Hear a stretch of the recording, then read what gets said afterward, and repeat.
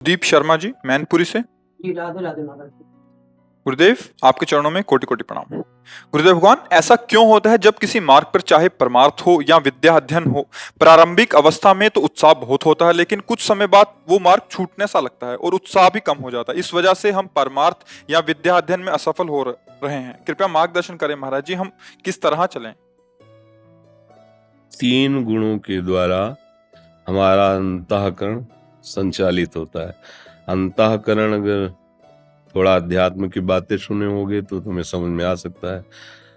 वैसे तत्वतः तो एक ही है, पर निश्चय करने के कारण उसे बुद्धि कहते हैं, संकल्प विकल्प करने के कारण उसे मन कहते हैं, और चिंतन वृत्ति होने के कारण उसे चित्त कहते हैं, और क्रिया का कर्तृत्व और भोक्तत्व स्वीकार करने के कारण उसे अहंकार कहते हैं। उसे अंतःकरण चतुष्टय कहते हैं। ये चारों सतोगुण, रजोगुण, तमोगुण के प्रभाव से प्रभावित होते रहते हैं। जैसे जो फिल्म आदि देखते हैं पर्दे में कुछ नहीं होता, फोकस पड़ता है। ऐसे त्रिगुणात्मिका माया का अंतःकरण पर प्रभाव पड़ता है।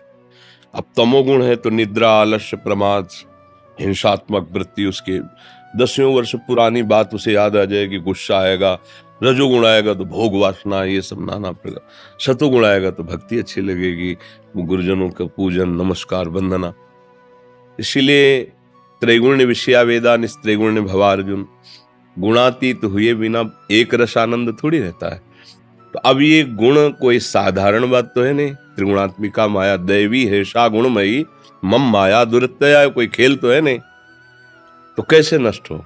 भगवान का आश्रय लेकर हमारे हरिवंश महाप्रभु कहते हैं, यही डरपि हरिवंश हित, जिनो भ्रम ही गुण सलिल पर, ये नामन मंगल लोक त्यों, सुहरिपद भज न विलंब करे।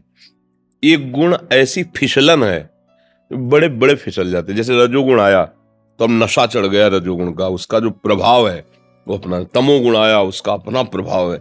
सतुगुण आया, उसका। इन तीनों गुणों के प्रभाव से अगर कोई बचा सकता है तो भगवान ने कहा मामे वे प्रपद्यन्ते, या करें जी नामन मंगल लोक त्यों, सुहरिपद भज मामे ये प्रपद्यन्ते माया में ताम तरन्ते।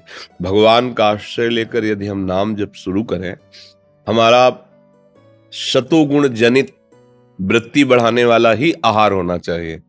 जैसे प्याज, लहसुन, मांस, मछली, ये सब जो अभक्ष्य पदार्थों में गणना की गई है, वो इसलिए की गई कि तमोगुण को बढ़ाते हैं। और बहुत खट्टा, चटपटा, मिर्च, ऐसे सब वो रजोगुण। सात्विक भोजन, भगवत अर्पित भोजन, उसे सतोगुण। तो जैसे कोई कांटा लगे तो कांटे से कांटा को निकाल देते हैं, दोनों फेंक देते हैं। तो सतोगुण से रजोगुण तमोगुण का नाश कर देते हैं, और फिर भगवत भजन के प्रभाव से सतोगुण का भी त्याग कर देते हैं। तो वो त्रिगुणातीत एक रस आनंद में हो जाता है। अब यहां तक पहुंचने के लिए खान पान सही, आपका संग सही, आपका देखना सुनना सही। देखने सुनने में बहुत खतरा है। अजामिल जी का प्रसंग जो भागवत में आता है, बहुत ही संयमी पुरुष, बहुत ही गुरुजनों की सेवा करने वाला, सेवा के ही निमित्त जा रहे थे, पर जब जंगल में देखा एक वैश्या एक शूद्र के साथ काम चेष्टा कर रही, देखते देखते उतना विवेकहीन हो गए कि अपना जीवन ही वैश्या को दे दिया, पूरा मलिन जीवन कर लिया।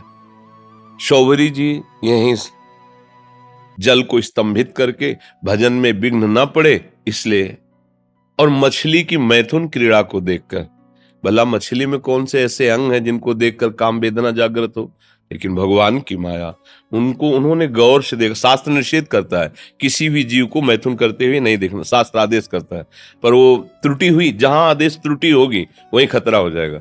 वो गौर से देखा तो लगा जब इतना छोटा जीव आनंदित हो रहा तो आनंद तो है ही।